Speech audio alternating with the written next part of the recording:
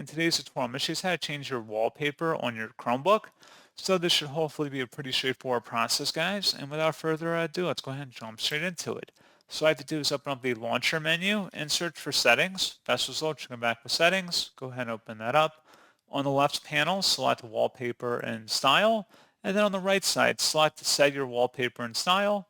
And then from this menu or this window that appears, if you scroll down, you can select the wallpaper and click the little right arrow, which will then open up additional images that are on your computer, as well as ones I believe it does find online.